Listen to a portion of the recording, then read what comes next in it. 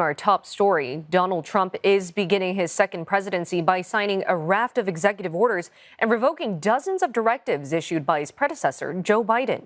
He has also ordered his personnel office to identify and remove more than 1,000 presidential appointees from the previous administration. Cheered on by a crowd of supporters at Capital One Arena, the newly sworn-in leader reversed 78 executive actions of the previous administration.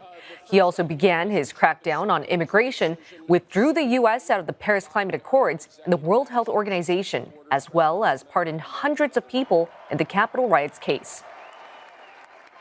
With these actions, we will begin the complete restoration of America and the revolution of common sense. It's all about common sense.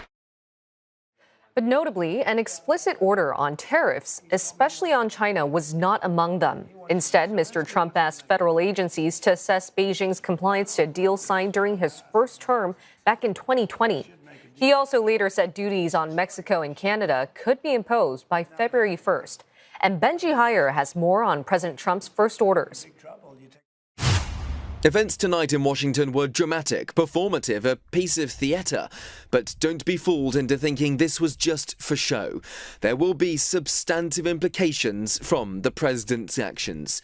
Donald Trump entered the arena brandishing a binder containing executive orders to sign in front of a crowd of 20,000 supporters. Among the measures, a withdrawal from the Paris Climate Accord, an international treaty aimed at tackling global warming.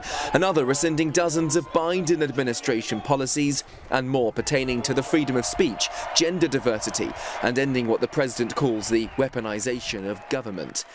Next to the Oval Office, where President Trump laid out a slew of orders, including declaring a national emergency at the southern border, sending troops to deter illegal immigration. He also plans to rename the Gulf of Mexico the Gulf of America and extend the period for TikTok to stay active stateside after a ban on the app went into effect on Sunday. Then the headline announcement. So this is January 6th. These are the hostages. Approximately 1,500 for a pardon. Yes. Full pardon. Full pardon or commutation? Full pardon. We have about 6 commutations in there where we're doing further research. Okay. Nice to see you again. And you too.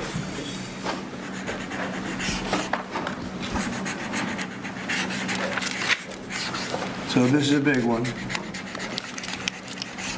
Anything you want to explain about this? We hope they get them. We hope they come out tonight, frankly. That's in pardoning 1,500 defendants who were convicted after storming the heart of American democracy 4 years ago in a bid to subvert the peaceful transfer of power in the last election. He refers to those prisoners as hostages who could now be freed. This merely hours after his own inauguration ceremony at the very site of that deadly riot on January 6, 2021.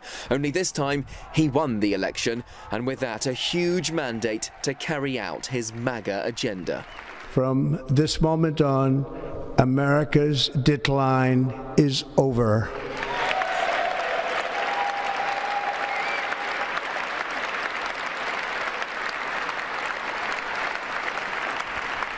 Our liberties and our nation's glorious destiny will no longer be denied, and we will immediately restore the integrity, competency, and loyalty of America's government. In his speech at the US Capitol, President Trump presented an America First image, regaining autonomy on energy, the border, even space exploration. He said he hopes he's remembered as a peacemaker, though his rhetoric has been more expansionist than non-interventionist. He calls the US a growing nation, pledging to expand its territory and take back control of the Panama Canal. This, he says, is the start of a golden age for America. Meanwhile, former President Joe Biden cast a flurry of last-minute pardons for his family members on Monday, as well as a handful of high-profile critics of Donald Trump, an effort to shield them from the retribution of the 47th president. Benji Hyer, CNA, Washington.